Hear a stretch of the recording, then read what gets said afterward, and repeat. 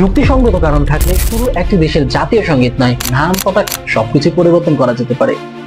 Australia, Germany, Canada, Nepal সহ বিশ্বের বিভিন্ন দেশ তাদের স্বাধীনতা অর্জনের পরে জাতীয় সঙ্গীত পরিবর্তন করেছে।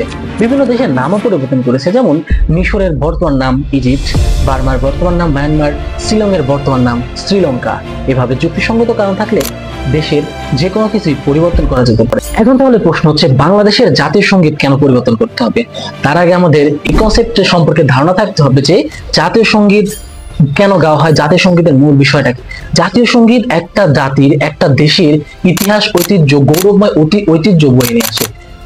একটি জাতিকে অন্য জাতি থেকে রক্ষা করার জন্য, যুদ্ধে উদ্দীপ্ত করার জন্য তৈরি হয়ে থাকে। কিন্তু বাংলাদেশের যে জাতীয় সঙ্গীত, সেটা বাংলাদেশে নেই কোনো নাম, বাংলাদেশে নেই কোনো গৌরব, বাংলাদেশের ইতিহাস নেই, যেখানে বাংলাদেশ সম্পর্কে কোনো তথ্যই দেয়া নেই।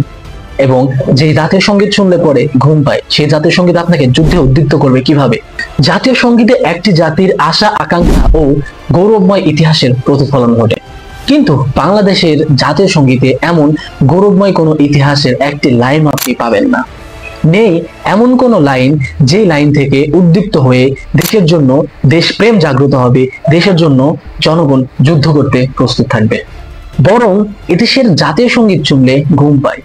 আপনি নিজেও পর্যবেক্ষণ করছেন, নিজেও আপনি অবগত আছেন যে আপনি যখন ছোটবেলায় জাতীয় সঙ্গীত গাইতেন, তখন আশেপাশে যাই করুক না কিন্তু আপনার অনেক ঘুম আসারও চিন্তা ভাবনা হইতো, এরকম ঢলে পড়ছেন। এমন অনেক হয়েছে, আমার নিজে হয়েছে। কেন হয়েছে?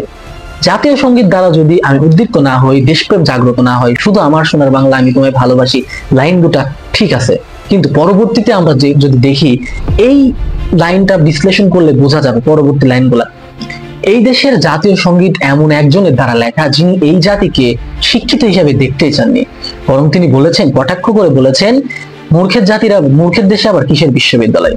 তার থেকে বড় কথা, এই দেশকে কেন্দ্র করে লেখা হয়নি যে সঙ্গীত, সেটা আমাদের দেশের জাতীয় সঙ্গীত হয় কিভাবে?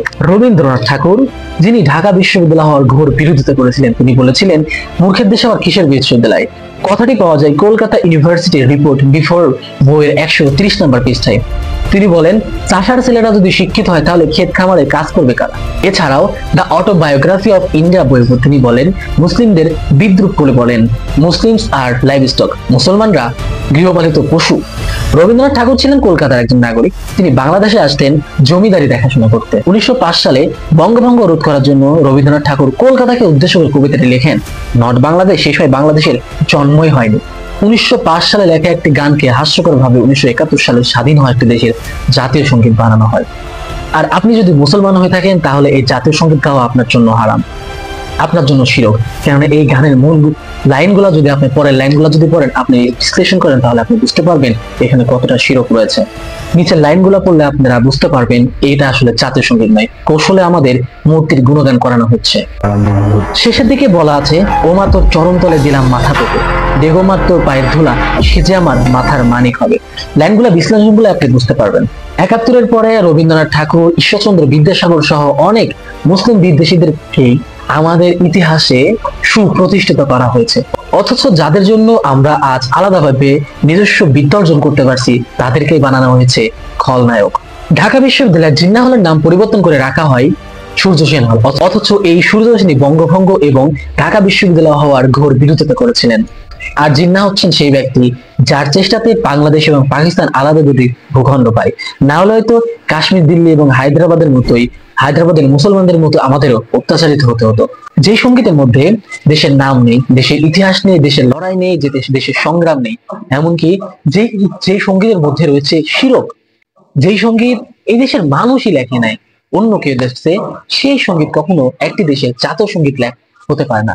বরং আমাদের জাতীয় সঙ্গীত হওয়া উচিত এমন একটা সঙ্গীত, যে সঙ্গীতে এই দেশের ইতিহাস রয়েছে, ঐতিহ্য রয়েছে, দেশের লড়াই সংগ্রাম রয়েছে, এবং যে সঙ্গীত শুনলে পরে উদ্দীপ্ত রক্ত গরম হয়ে যায়। বাইরের শত্রুরা যাতে দেশের কোনো ক্ষয়ক্ষতি না করতে পারে, সেজন্য একসাথে এক হয়ে কাজ করার ইউনিটি গড়ে তুলতে পারা যায়, সেরকম একটা জাতীয় সঙ্গীত হিসেবেই সঙ্গীত হোক আমাদের।